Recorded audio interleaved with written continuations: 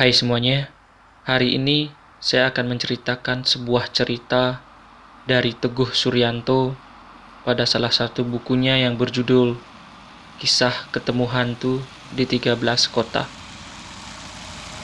Cerita ini berjudul Angkot Berhantu.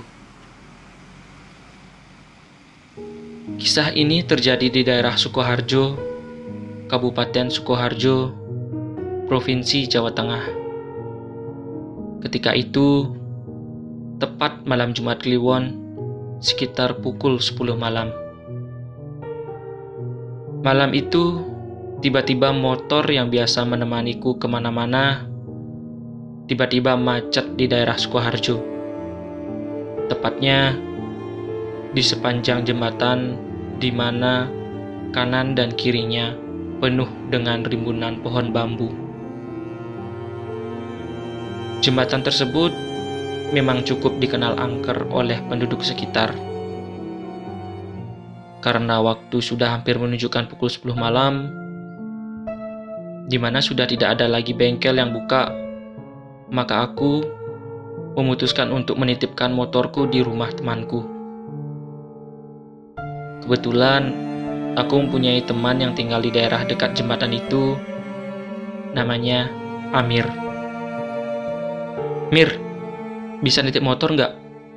Macet nih. Nggak tahu apanya yang rusak. Besok pagi deh aku ambil. Sudah malam. Tidak ada bengkel yang buka juga. Oh, iya. Silakan saja. Lalu, kamu sendiri pulang naik apa?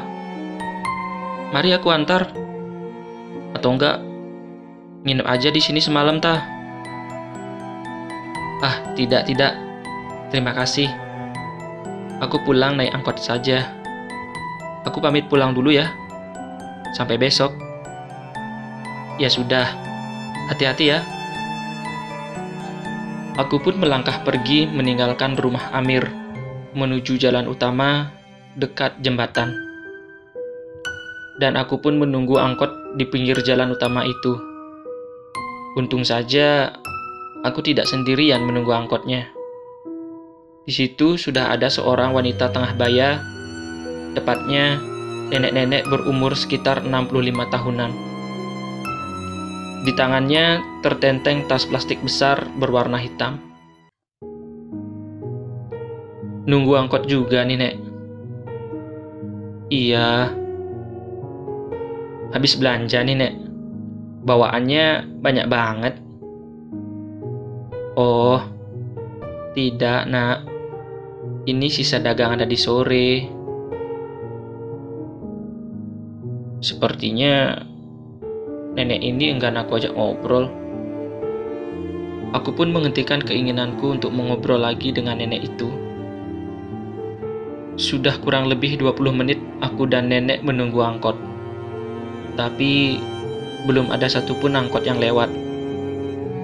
Memang biasanya angkot sudah berhenti beroperasi pada pukul setengah 10 malam. Namun, entah mengapa aku merasa dan yakin bahwa masih ada angkot yang akan membawaku pulang. Setelah 35 menit aku menunggu, akhirnya benar, angkot yang aku tunggu-tunggu muncul. Kemudian, aku dan nenek tadi naik ke dalam angkot yang berisi 3 orang penumpang, yakni 1 supir dan 2 orang penumpang lain yang kedua-duanya adalah seorang wanita cantik berambut panjang dengan pakaian pesta berwarna putih. Aku sempat berpikir, aneh sekali. 2 orang wanita cantik berpakaian pesta warna putih. Pada malam hari begini, naik angkot, mau kemana? Sedangkan nenek yang tadi bersamaku, dengan santainya duduk berdekatan dengan kedua perempuan itu, sambil tersenyum kepada keduanya. Sepertinya mereka sudah sering ketemu. Ah, mungkin mereka sering berbarengan naik angkot ini. Di tengah perjalanan, Suasana begitu dingin dan hening tanpa suara mesin pada angkot tersebut. Sang supir pun hanya menyopir tanpa menengok atau mengeluarkan suara sedikit pun.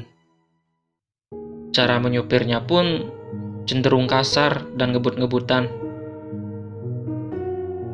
Di tengah-tengah keheningan itu, tiba-tiba salah satu dari perempuan tadi berkata kepada si nenek, "Nek, masih ada sisa dagangannya?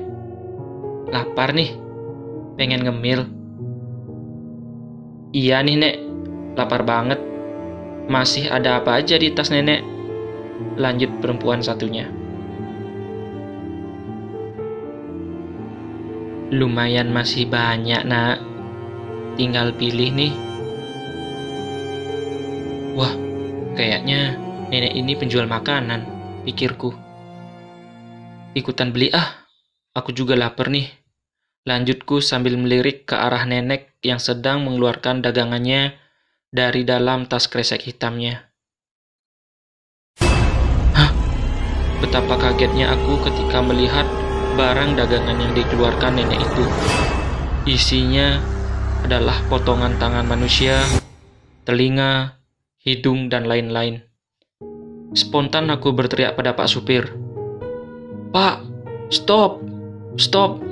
Berhenti! Saya turun di sini." Sopir pun menghentikan angkotnya, dan tanpa pikir panjang, aku langsung bergegas turun keluar dari angkot tersebut. Begitu aku turun, kulihat pemandangan sekitar adalah pemandangan di mana aku tadi menghentikan angkot tersebut, yaitu di jalan utama dekat jembatan.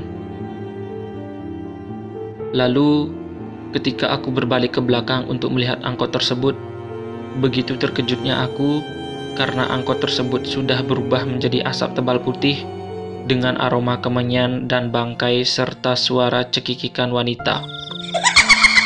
Seketika itu pula, aku jatuh tersungkur dan tak sadarkan diri.